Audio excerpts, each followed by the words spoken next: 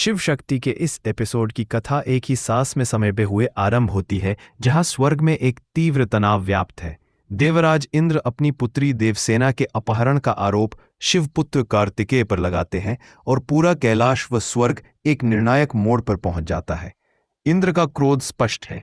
वह अपने सम्मान और पुत्री की सेहत दोनों के लिए बेचैन है तथा चाहता है कि जो भी अपराधी हो उसे दंड मिलना चाहिए। परंतु कार्तिकेय ठहरकर निडर और संयत स्वर में न्याय और प्रेम की परिभाषा बताता है। कहता है कि अपहरण वही होता है जहां शक्ति का दुरुपयोग हो, स्त्री की इच्छा के विरुद्ध कुछ किया जाए। परंतु जब देवसेना स्वेच्छा से साथ आई है तो उसे अपहरण नहीं कहा जा सकता, उसे सम्मान और संशंक ही कहा जाएगा।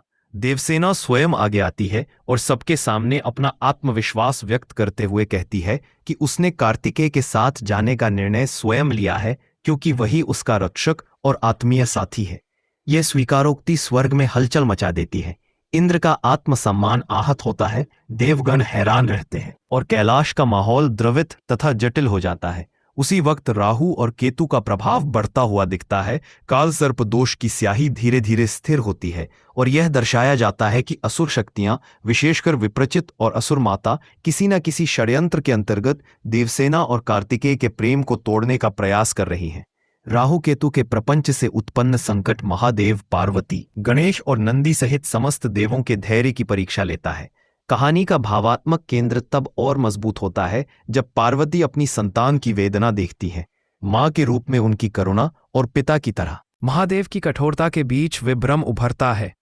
महादेव, जो सदा के लिए अपने दिए हुए वचनों के बंधन में बंधे रहते हैं, बताते हैं कि वे धर्म और वचन के मूल्य को छोड़कर कोई निर्णय नहीं ले सकते। उनके लिए वचन ही कानून है और उसे तोड़ना संभव नहीं। ये विषय इंद्र और अन्य देवों के साथ एक महत्वपूर्ण विवाद पैदा करता है, क्योंकि इंद्र मानते हैं कि देवसेना की रक्षा और ऐतिहासिक प्रतिष्ठा की बात पहले है। उनकी मान्यता का प्रश्न उठता है कि क्या वचन धर्म से ऊपर हो सकता है। वहीं पार्वती का मातृत्व और भावनात्मक पक्ष महादेव के वचन से टकराता है।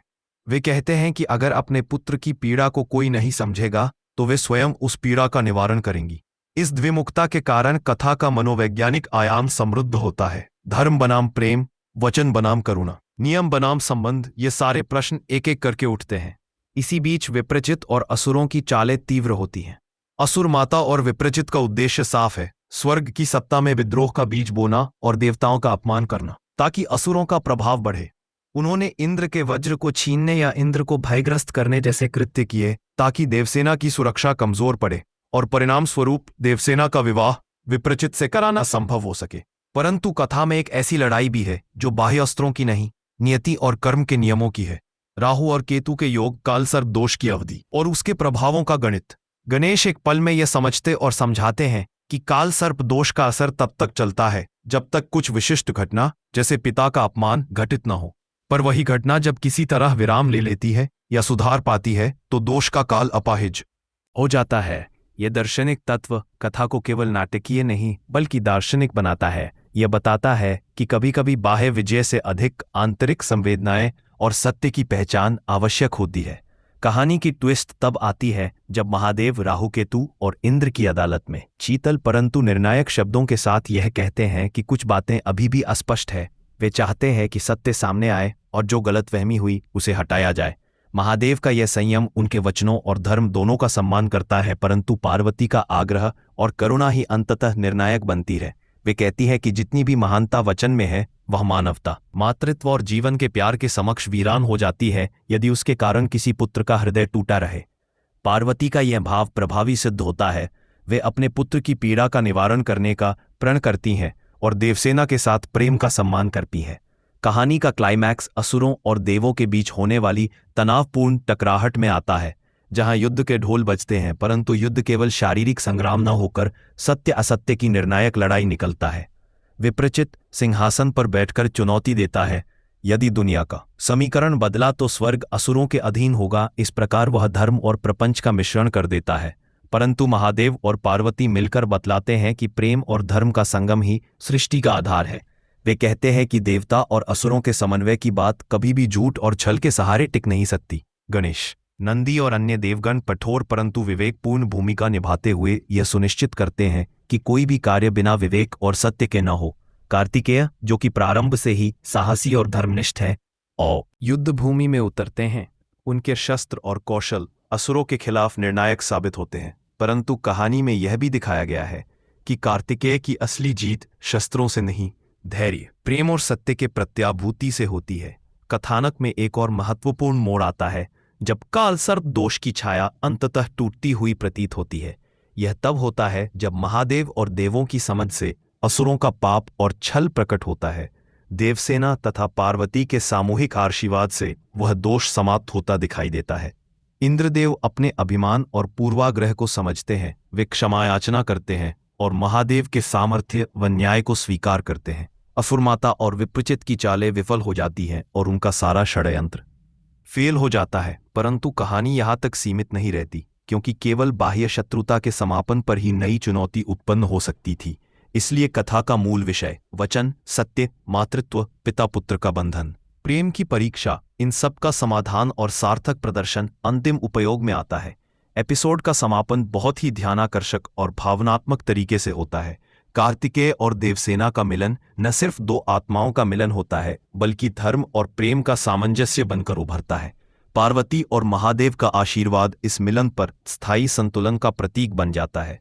ब्रह्मादि देवता इस नए अध्याय को धर्म की विजय के रूप में स्वीकारते हैं और समूचा स्वर्ग हर हर महादेव के उद्घोष से गूंजायमान हो उठता है।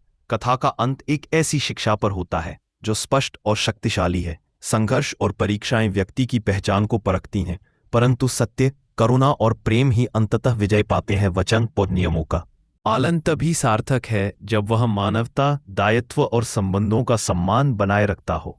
इस प्रकार यह एपिसोड महादेव के दायित्व, पार्वती की मातृत्व करुणा, कार्तिकेय के साहस और देवसेना के निश्चय के इर्द गिर्द घूमते हुए न केवल रोचक घटनाओं का संग्रह प्रस्तुत करता है, बल्कि एक गहन नैतिक और दार्शनिक संदेश भी देता है कि शक्ति का सर्वोपरि प्रयोग मानवता की रक्षा और धर्म की स्थापना के लिए होना चाहिए, न कि अहंकार और छल के लिए। कि माता पिता का दायित्व केवल नियम थोपना नहीं, बल्कि संतानों के दर्द को समझकर मार्गदर्शन करना भी है। और सबसे बढ़कर कि प्रेम वह शक्ति है जो धर्म को भी परिपक्व बनाती है।